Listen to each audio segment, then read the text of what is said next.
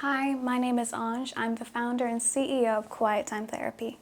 If you're here, you might be thinking about starting therapy and wondering if it's the right step for you. First, let me say I understand. Taking that first step can feel very overwhelming, but it's one of the most powerful decisions you can make for yourself. Therapy isn't just for when you're struggling with something big. It's also a space to explore yourself and process your emotions and build tools for navigating life's challenges.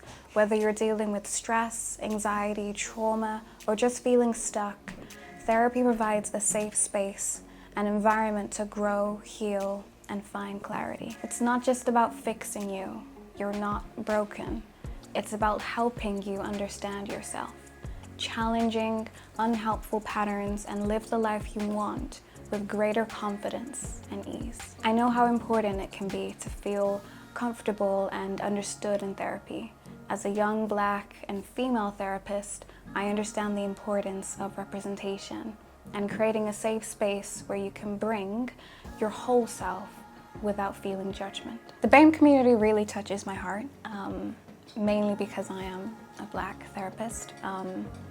But I think seeing the way that mental health is manifested and portrayed as a Black and ethnic person, I think it can look very differently. For example, depression looks very differently on a Black man than it might do a white man. And that might be just because of different upbringings, cultural things, societal standards, different expectations. But for example, typically speaking, depression looks so interesting from a Black man's perspective because outwardly and externally, they might be very angry, or they might be very frustrated, annoyed, and they might be acting out behaviorally, but internally there's a process where they're hurting. And that's really interesting within the BAME community because I think systemically there is a lot of emotional avoidance goes on systemically within the Black and ethnic minority in terms of you don't speak about your emotions, you don't speak about your mental health, you don't speak about whatever's going on. You learn to put on a front, you learn to portray a certain persona. And within that, it's almost as if you're telling yourself that your feelings don't matter. And in that sense, you just learn to kind of put on your face whenever you're in public. But what that says is that actually what my feelings don't matter, so internally I'm still having that battle. And then within the Black and ethnic community, it's really hard then because they don't then see the point or the need of therapy because they've already systemically told themselves, and it's ingrained, that my emotions don't matter, my mental health doesn't matter. I have to just look the part, I keep thugging it out, keep pushing it out. But internally, I get home and I'm sat in my bed and I'm sad. Nobody knows that, nobody sees that. So the view and the perspective, first of all, of the Black and ethnic community of therapy is already skewed because of how they see their emotions anyway, how they see mental health anyway. So I suppose the first thing that needs to happen and the first order of change is to change the way that one sees how they can be themselves. And I think that requires a lot of effort on a person. So I think within the Black and ethnic minority communities, I think it's first of all addressing that I don't need to continually put up a front. And within that, it's actually accepting that I need help.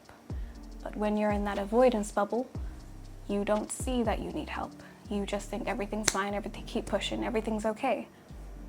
So therapy is like a completely different language because that's accepting that you need help, and that's just not where that is right now. With a background in CBT, cognitive behavioral therapy, and trauma-focused care, I use techniques that are evidence-based, tailoring to your unique experiences. But more importantly, I focus on building real connection because therapy works best when you feel truly seen, heard, and valued. Psychotherapy is it's actually the shortened version of psychological therapy. And psychological therapy is different to traditional therapy, traditional counseling. It provides evidence-based techniques, research that has gone on to help support how to manage your mental health, how to manage, but not just manage, not just to cope, how to actually, I suppose, overcome what the challenges you're facing.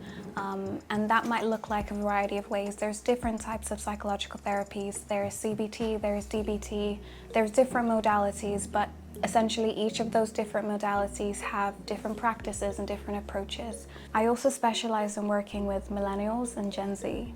I get the pressures we face, navigating careers, relationships, social media, and finding our place in the world. My approach is relatable, collaborative, and designed to help to meet you where you are. I particularly specialize in cognitive behavioral therapy, that is commonly known as CBT, and to be honest, I think in the UK that's probably the most well-known type of psychological therapy. CBT works on, I kind of like to think of us as firefighters almost, so when a firefighter goes into a building, they don't figure out what has started the fire, what created the fire. They figure out what is maintaining that fire from building. And the same way that CBT therapists work, we figure out what is maintaining your feeling stuck, what is maintaining this cycle of depression or anxiety. And we help to figure out what is those influencing factors, whether that's your thoughts, your emotions, your behavior, your bodily sensations. And in that cycle of that maintaining cycle, we help to break away that cycle for you so that you're able to actually walk through that challenge much more effectively, less impacted in that situation. So maybe I'm a firefighter. Yeah. When you're in a counseling session, you are in a safe environment and you're in a safe place with somebody that you can trust confidential, to speak in whatever nature you need to speak about, to share whatever you feel like you need to share. And you can actually feel like, okay, you know what, this is safe. But psychological therapy allows there to be a method, a treatment, a specific model to actually how to walk into this challenge and overcome it, as opposed to just, okay, venting almost, as opposed to coming just, okay, I let off some steam almost. Psychological therapy allows you to have a specific type of care, a specific type of treatment, a specific type of way to actually overcome that thing. And there's different types of ways to overcome that thing. Schema therapy, for example, is a specific type of psychological therapy, and schema therapists work on your childhood and how that integrates to your adulthood, whereas cognitive behavioral therapists work more so on what is the maintaining, influencing cycle right now. So that you can see the differences between how one approach can be different, but they're both managing and helping you to work on that specific thing. At Quiet Time Therapy, we provide a range of services to help you on your journey, from cognitive behavioral therapy to mindfulness techniques to trauma-informed approaches. Our focus is always tailoring treatment to what works best for you, creating a space where you can feel safe and supported in every step of the way. Therapy is for everyone. And the reason why I think that is because you don't have to be struggling with something really big to seek out therapy. It could purely be for personal growth, for self-discovery, for learning and understanding the way that you think, the way that you behave in certain situations, how you respond to things, and where that's coming from, as opposed to just, oh, this is just the way that I am. There's a reason for that. There's an understanding why something is a certain way, and I think therapy is a great platform because it provides you that space to understand yourself better. So yes, it can be for self-discovery and self-growth, but it can also be for the places where you're really struggling. And that can look like a really low sense of worth, really low confidence. Maybe you're really struggling socially. Maybe you're really struggling with a particular trauma that happened. Therapy is for everyone, and you deserve the chance to prioritize yourself and your mental health. I look forward to meeting you and helping you find clarity, strength, and peace.